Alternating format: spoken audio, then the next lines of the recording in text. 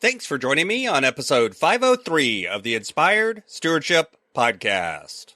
Hey, I'm Nick Pavlidis from the Confessions of a Terrible Husband podcast. I challenge you to not be a terrible husband or wife or friend like me by being intentional about stewarding your relationships. One way to be inspired to be a better husband is to listen to this, the Inspired Stewardship Podcast with my friend, Scott Mater.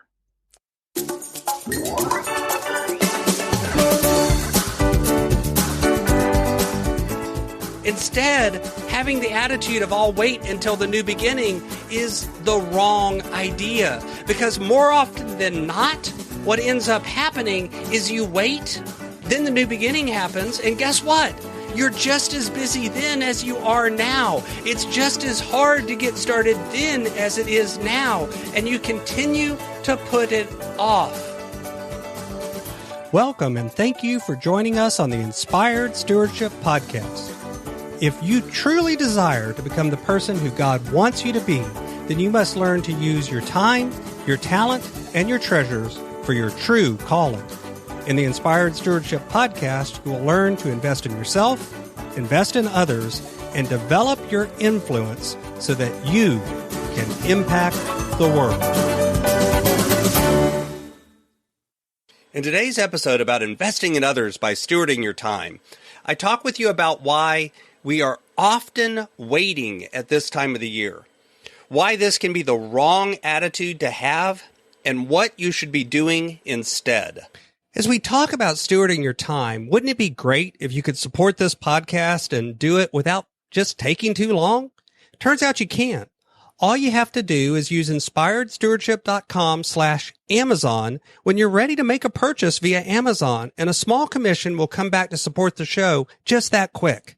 If you enjoy the show when you are ready to buy from Amazon, just use inspiredstewardship.com/Amazon. As I'm recording this episode, it's the end of a busy week, and it's coming upon the end of what's been a really busy year for me. And, I don't want to guess, but I'm betting your life is the same way. Often you cram in a ton during the week, you cram in a ton during the month, during the year, during the quarter, whatever it is. And when you look up towards the end of it, you've been incredibly busy and you've probably even gotten a lot of really good things done, but there's still things that are on your list. Sometimes there's things that are really important to you, but you just haven't gotten around to them yet. And often when we're in those in-between times, we're in the last few weeks of the month or the last few days of the month or the last day of the week or the last month of the year, whatever it is, we begin to find ourselves saying, well, I'll get that done next day, next week, next month, next quarter, next year. You begin to find yourself waiting for the period of next. See, what's interesting is our brains really love even numbers. We love the beginning of things.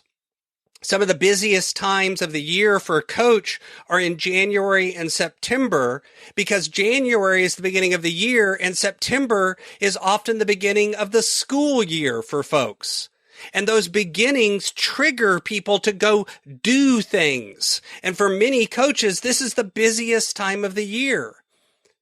And the end of the year, August and December, tend to be periods where folks will say things like, I'll wait until next month or next year to get started. We often find ourselves waiting at the end for a period of the new beginning. But here's what's crazy about that. If you've got goals for 2020, if you've been listening to my podcast and you've been doing your planning for 2020 already back on Monday, then why are you waiting to get started? The truth is there isn't any magic to 2020. If you've still got goals that you're finishing for 2019, that's one thing.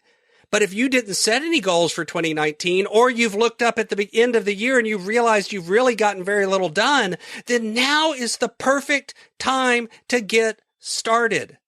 Instead, having the attitude of I'll wait until the new beginning is the wrong idea. Because more often than not, what ends up happening is you wait, then the new beginning happens, and guess what? You're just as busy then as you are now. It's just as hard to get started then as it is now, and you continue to put it off.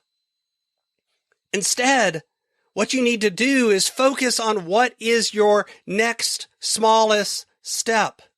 If you want to write a book, then what can you do to get the first word on the page? What can you do to get the first sentence on the page? Stop dreaming and start doing. If you want to record a podcast, what is the simplest way to get your voice onto a recording and get it out into the world? Take that next smallest step.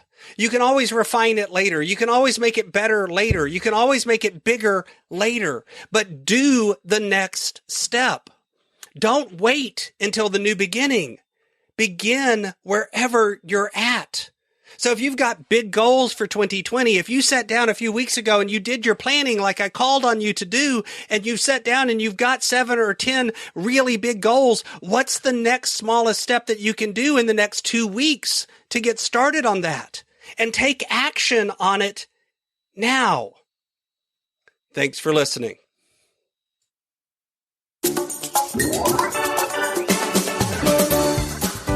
Thanks so much for listening to the Inspired Stewardship Podcast. As a subscriber and listener, we challenge you to not just sit back and passively listen, but act on what you've heard and find a way to live your calling. If you like this episode on the stewardship of time, be sure to sign up for our Stewardship of Time Tips series by going to inspiredstewardship.com/time or texting 44222 time tips, and that'll get you our best tips on stewarding your time. Until next time, invest your time, your talent, and your treasures.